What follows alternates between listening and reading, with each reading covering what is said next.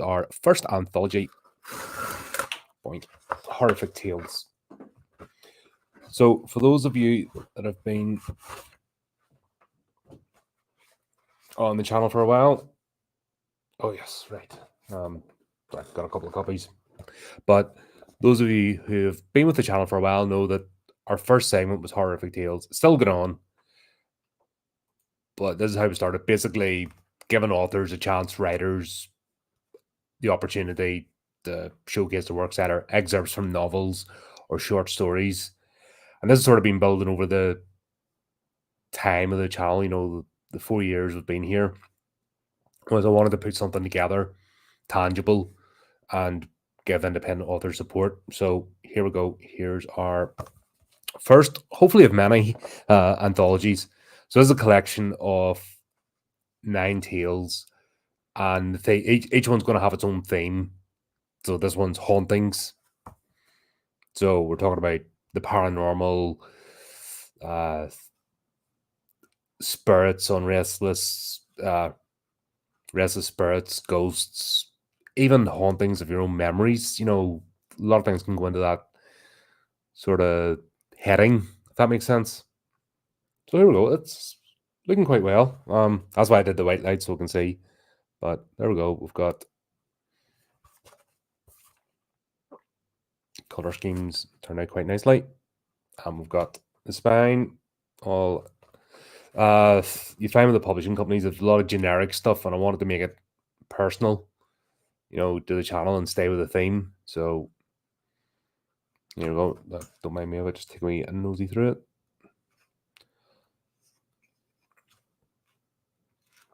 So yeah, what we're going to have on the 4th of January is a celebration stream. So hopefully a lot of the authors can attend. We'll basically talk, not giving away spoilers because obviously buy the book, but talking about the sort of motivations behind each of the stories and ideas. And we'll talk about the genre, sort of paranormal, haunting, spirits, you know, all that kind of thing.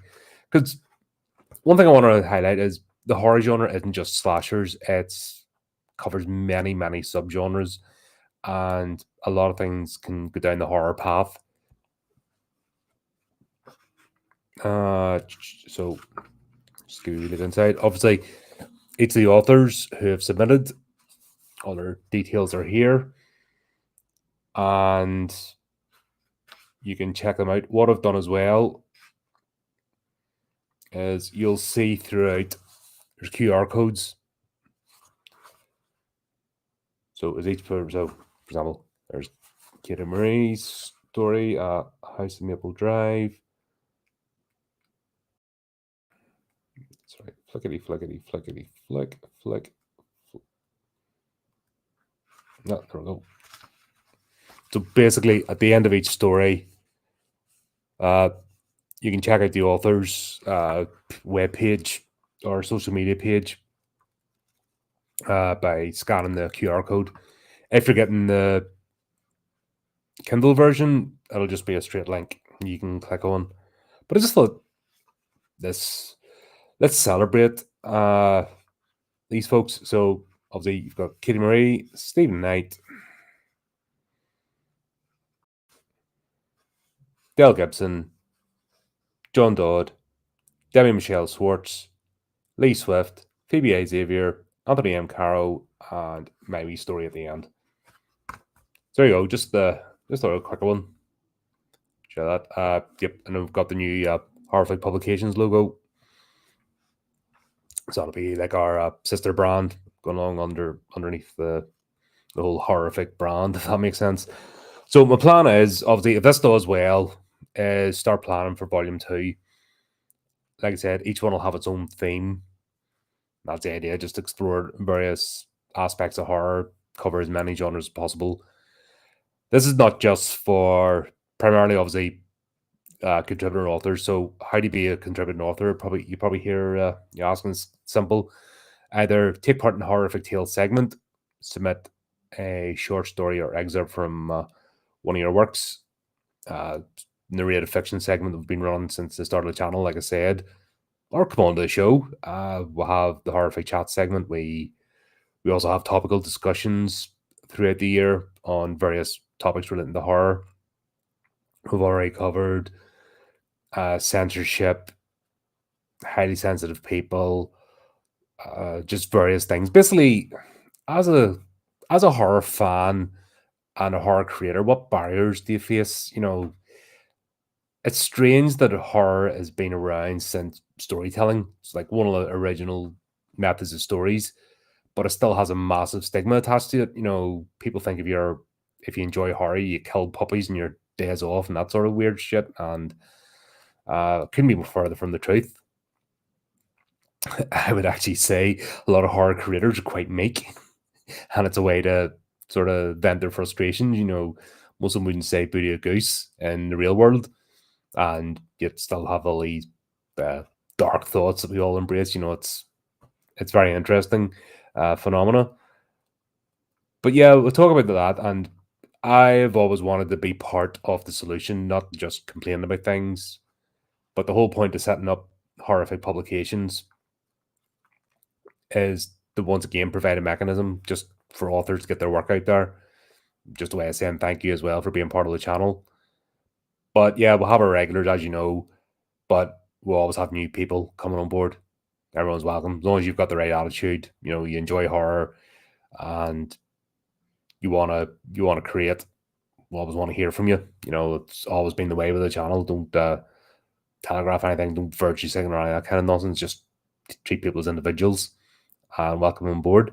We've had all sorts of people on the channel and all different perspectives and stories, and not just authors, but we've had filmmakers and fashion designers and game people that create TTRPG games, and just anyone that happens to create within the horror sphere and has an interesting story to tell and doesn't mind coming on. One thing we do with the chat segment isn't just your standard interview, tell me about this, tell me about that. I want to have a chat to people, let people get to know you. So I think that puts some folks off who want to answer the generic 10 questions, but how do you get to know someone if you don't like talk? And what's the best mechanism? I think if you're a horror creator, you need to be a fan of the genre. We'll see a lot of famous people who, it's only a horror movie. This is how I get my name out there and use it as a vehicle because, yeah, once again, horror has a reputation of being low budget, etc., which works because we've seen the sort of generic, stale, high budget stuff, and that's not what horror is about. So it's a victim of its own success. A lot of people treat it like, yeah, just turn up and yeah, it's only horror and I don't care. And it's quite disrespectful.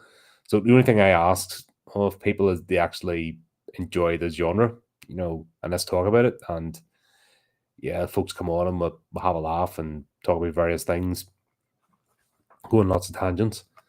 But there you go. Bit of a short one because obviously I'm not going to go through this and spoil it. And like I said, I want to actually with a stream schedule for the 4th of January, where hopefully everyone's coming on, but as obviously life happens, as many people as possible come on and we'll talk about sort of thoughts behind each of the stories. Oh, there's Chris on. Hey man. Does smashing, super smashing great. There's an old TV presenter, Jim Bowen, that was his catchphrase, super smashing great. Yeah, I'm quite pleased with it. So, you do things in concept. I was conscious of the time because everyone had submitted. What's happening here? Is this automatically coming up now? Doing weird stuff, right? But yeah, Chris, hope you enjoy your copies when they arrive. I was trying to get this in before the holidays because everyone had submitted early. We're on the ball, and I'd managed to pull my own finger out because my story was holding everything back. So I managed to have a couple of sleepless nights and just get mine edited and looked at and added. So we were planning to publish this beginning of January, but thought, yeah, well, let's try and take advantage of the holiday season. Lots of you will have nice Amazon vouchers for Christmas. Yeah, you want to pick up something? Just saying, the options are. What's next moving forward? There's a couple of little projects in the background. Don't want to disclose yet because we're still working on them, but we've got a few things already in the pipeline, getting put together, and shaping up to be quite nice coming out. Like I said, end of January, I'm reckoning, because I want to give this a bit of time to breathe and get out there and let people read it. I want to plan on volume 2, and I have a couple of ideas for themes. But like I said, don't want to say too early and give things away. But of course, if you've got suggestions, Steve Knight, one of our authors, has suggested in volume 2 should be killing Chris, and basically every author has an inventive way to how to kill Chris Andrew. Don't know if that's get us into trouble or not, but if we all just go into graphic descriptions how Chris can meet his demise, be quite fun. But yeah, I'm really pleased with the way this has turned out. Actually, it feels nice. You know, when something goes from concept to just an idea in your head to actually becoming something tangible. Obviously, I've produced a couple of published a couple of my own novels, but there's something more because this has other people involved, and you're working with other people's creations who've submitted, and they're trusting you not to not to let them down.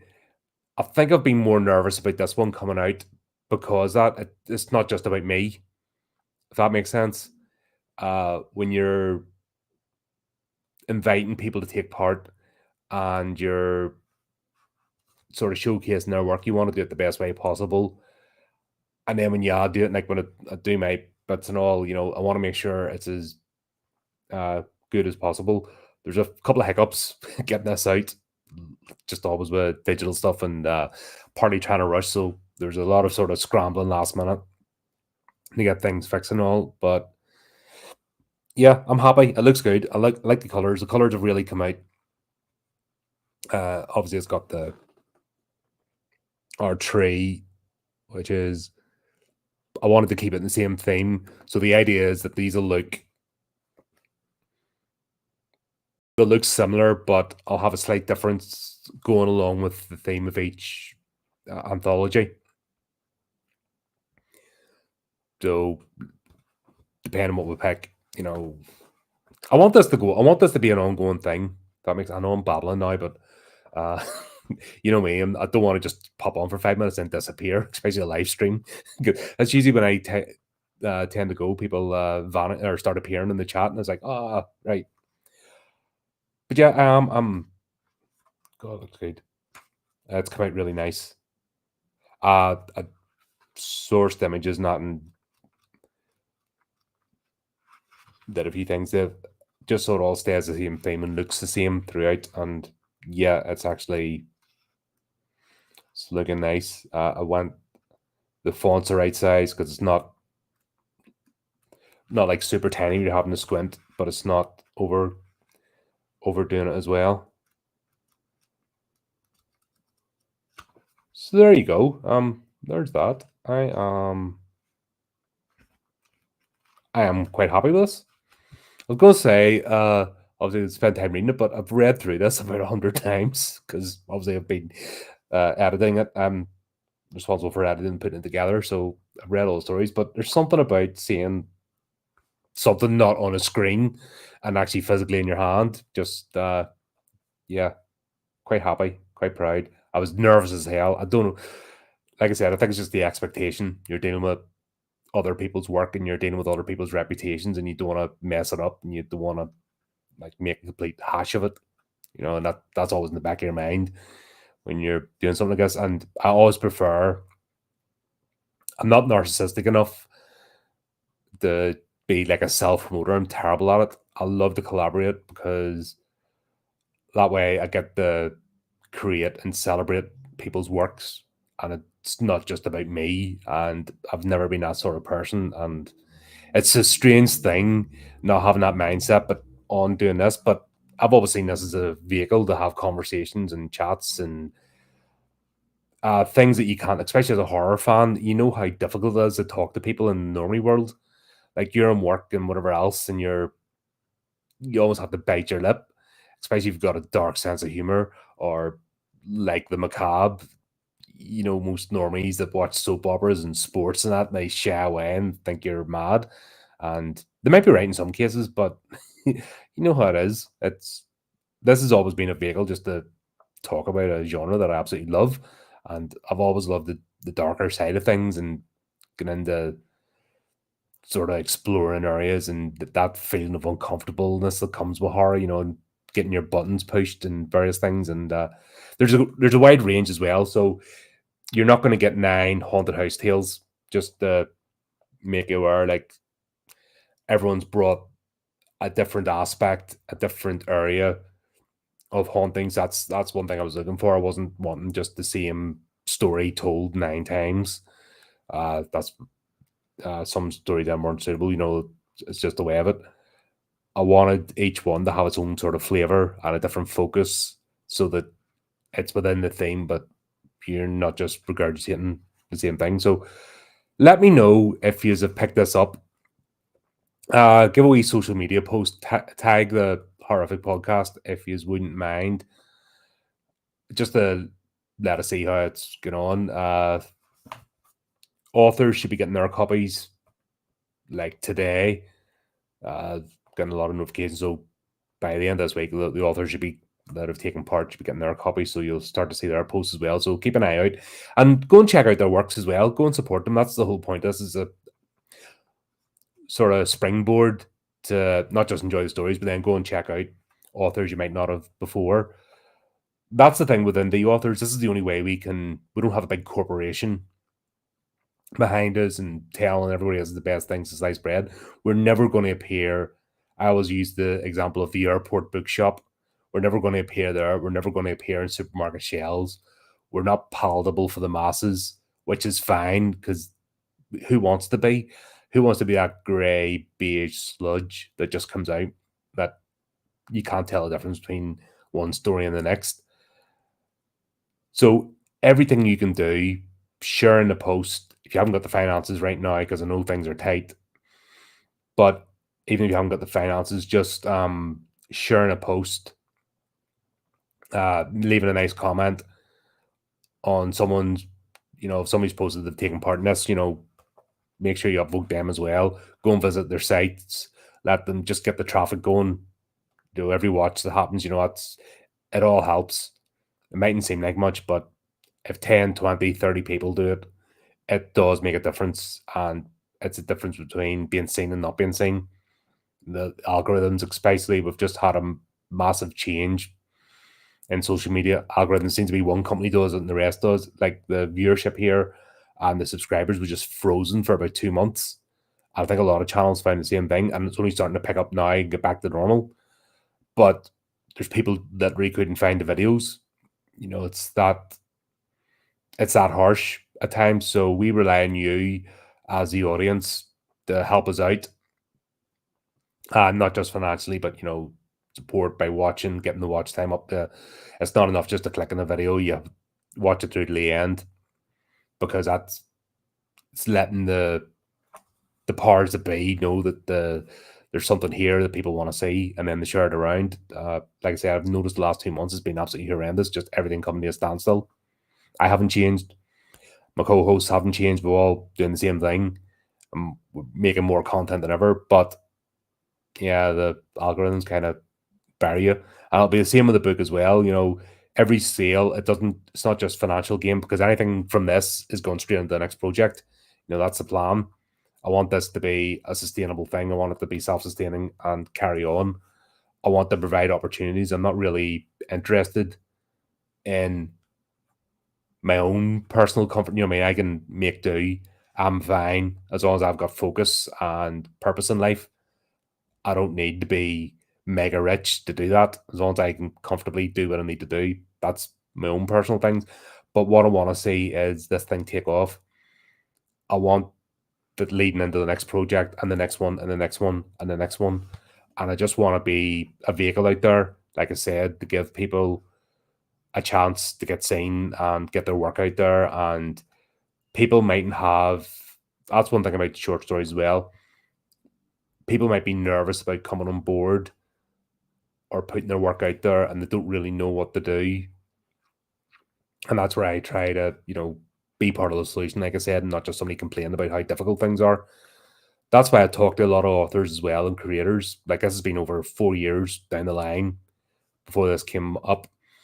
I'm going to talk to authors. One thing I always want to ask is what barriers are in the way, what prevents them getting stuff out there, so that we can look at solutions. And I've heard various, there's no right way or wrong way. If you're getting your work out there and people enjoy it, you've won. That's basically it. And there's people try to get the minutiae of this is the right way, that whatever. It's not. There's people can have literary agents and be traditionally published, and it can also be self-published as well. People can go to small house press, small press publishing, whatever we're called, which I've now just started up. You can go that route. You can still have your own work as well as submit. You can do blogs, you can do videos, you can do reviews. There's loads of ways to express yourself.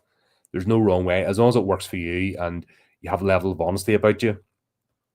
I think that's all people look for these days, and you're trying your best and you're making sure that you're not just throwing things out for the sake of it, and you're taking that moment and having that professional pair of eyes. So if someone who's good at editing and they can help you out, and you've not just thrown stuff and you're not just jumping in trends for the sake of it. I think people respect creators more when they have their own style, and even if it doesn't fit with current fads, but they're consistent and they're still there a year later and 2 years later and they don't stop. That's what people look for. So there you go. Keep an eye out for the 4th of January. Like I said, we're gonna have a celebratory stream and have folks on, and we'll talk about various things. But this is now available. Link is in the description. Go check it out and leave a nice review. And just even say, until next time, keep up to date with the channel, do the type of clicky things, and remember to keep it creepy, keep it horrific.